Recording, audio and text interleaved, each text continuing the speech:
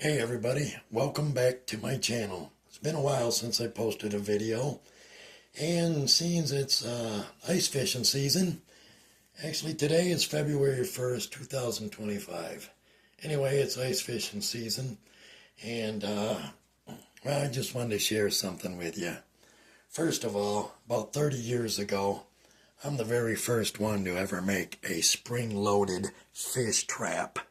And I actually used a mouse trap to make it. It was a mouse trap, and the little striker thing that actually makes contact with the mouse, I taped a little piece of fishing rod on it, put some eyes on it, and then I had to figure other things out to get him to activate the bait trap so I could snag the fish. I took it out to Murray Lake. Again, like I said, this is over 30 years ago. I took it out to Murray Lake. That's out near Cannonsburg in Michigan, and I set it up on the ice and got it all hooked up. My cat wants in the video. I got it all hooked up, dropped down in the hole, grabbed my other rod, started fishing, and my fish trap went off. I was very excited. I had little bells on it, just like the one you see here. So when it went off, the little bells were ringing, and there were people on the lake fishing that day, and they come running over, and they look and they said, "What is that?" And I explained it to them. They're just as joyed to see it working as I was. And they asked, "Do you mind if we looked that over?" I said, "No, I don't mind." So they looked it over. So again, this was over 30 years ago, and it was three guys that were really interested in looking at my fish trap back then. They used to live, they might still be there, Murray Lake area. They were ice fishing that day. I figured somebody's going to do something with that idea that I had back then. So anyway, I scrapped that one years ago, and back in 2011, there's a date right here, back in 2011, I made this one. At the time, I had no ice fishing rod, but I just kind of built this on memory about the length, the size of a fishing rod. So, in this particular setup, the reel sits in there like that.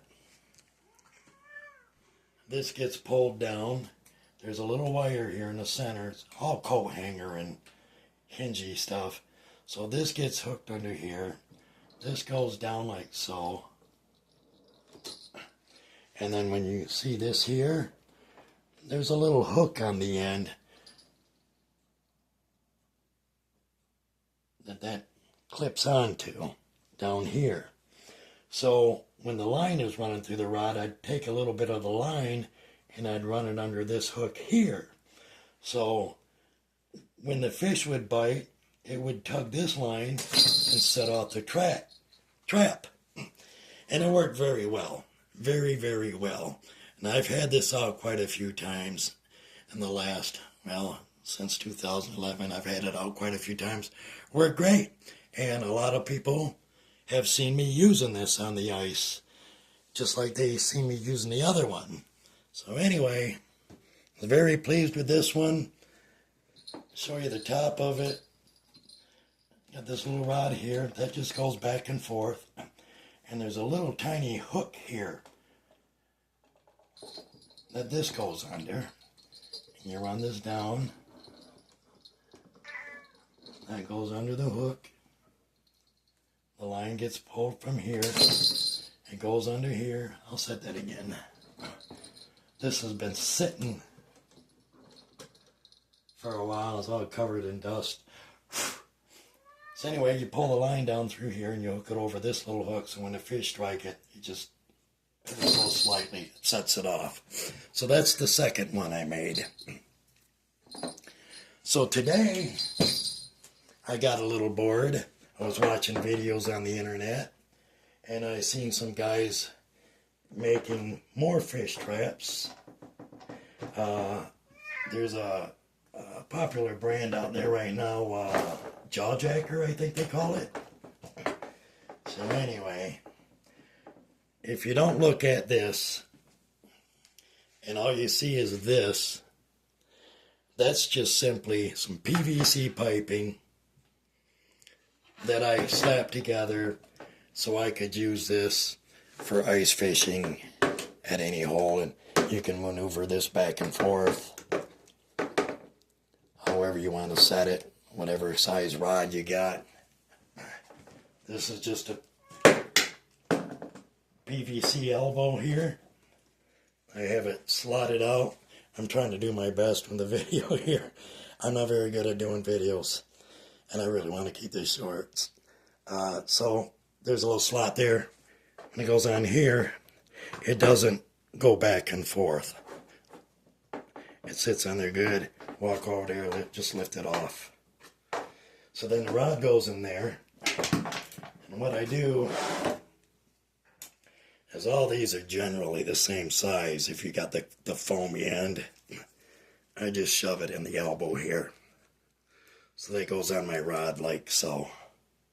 So then that sits in here like so. Get a look at the camera and make sure it's all in there. So anyway, I built this one today. It took me about 5 hours.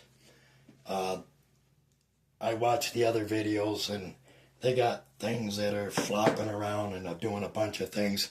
And don't get me wrong, they were nice fish traps, but I'm a little more particular when I do things. So when you look at this one here, if you look closely here, they're just two of them little corner brackets. So I screwed them onto this piece of PVC pipe here. So when I made this trigger here,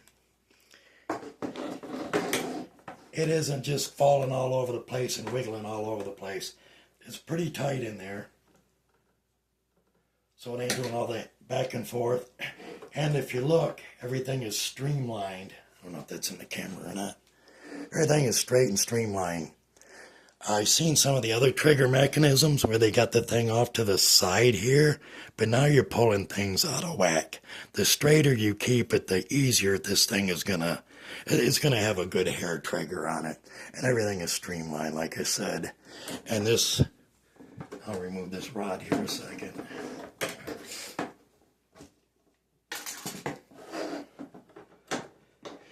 And even like for packing up and going home, I can throw that in anything.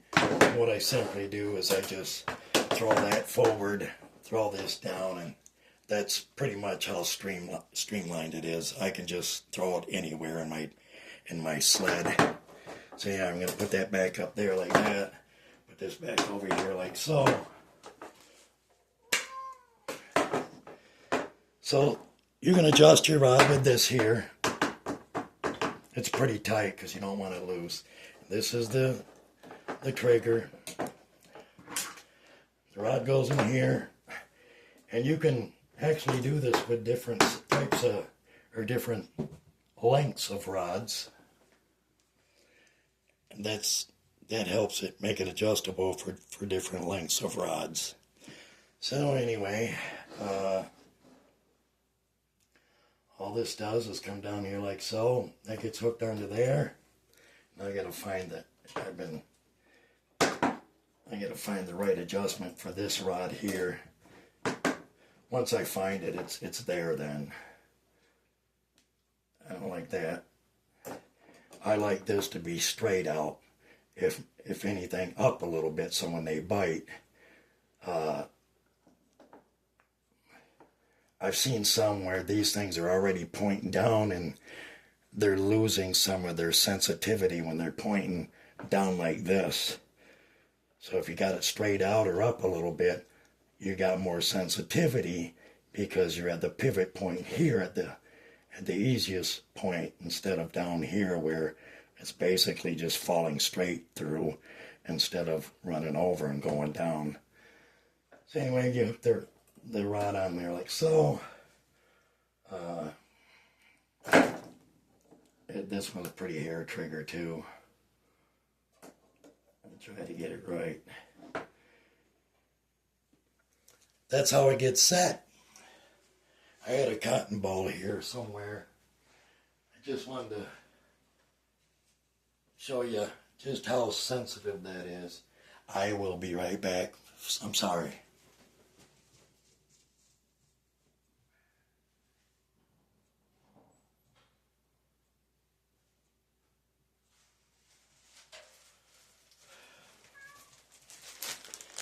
There's a bag of cotton balls. I don't know if you can see that or not. I'm going to pull any random cotton ball out of here. The cotton ball. Now I'm going to drop a cotton ball on that trigger and see if it sets it off. That was a cotton ball. All I did was drop it on there. Now I'm sure once I hang a jig on there and stuff, I'm going to have to make a little more adjustments to it as well. Let's get this right again.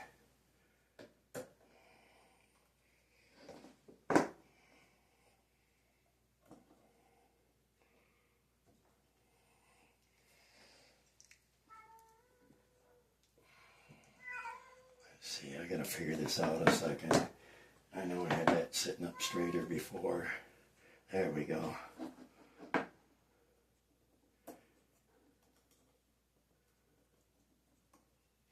Like I said, I like that to be straight out, so once you run your line over it, it's going like this and then down, instead of already being on the fall, and this just gonna slip off instead of trigger it.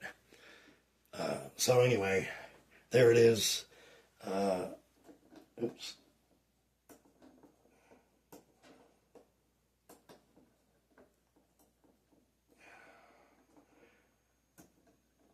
Bear with me a second. I got this thing set for a hair trigger. Fuzz, I know if you're crying, huh? So anyway, I don't know if I showed it last time. I want my hand to be in here so you can see I'm not whipping the cotton ball at it. I'm just dropping it on there. Of course, I'm going to miss. I'm trying to stay out of the camera. Okay. So it didn't work that time. Like I said, I'm going to set the sensitivity and get it right on this. And I just want to get this on the internet. You already seen it work once with the cotton ball.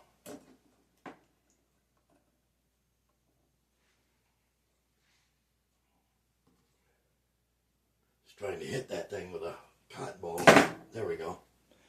Anyway, there it was. Cotton ball activates it. So I'm pretty sure it's sensitive enough for bluegill and perch and crappie and stuff. So now that I showed you how it worked, I'm just going to show you a few details with this. Here again, if I catch a fish, I just walk over here and lift it off from here. It's slotted out here, that slides on here. If I catch a fish, just come over here and start reeling it in. This here, hardly any play in it, but it moves very freely.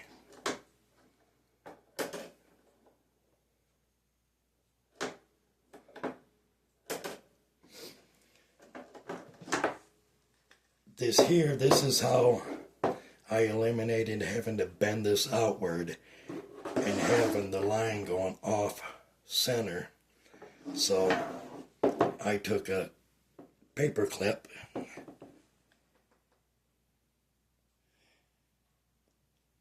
and used heat shrink and put a paper clip on the end of this so the line goes in the V of it. Again, like I said, everything is streamlined and centered. When you look at it from this position, when the line goes through, it's coming straight. Everything is straight. There's nothing off center or nothing. Anything off center is going to bind something.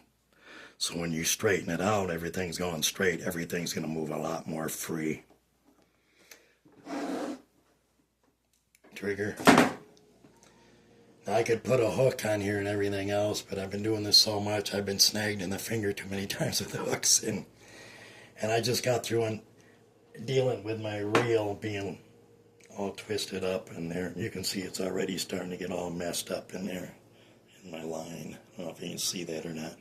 Anyway, again, storage, rod comes off.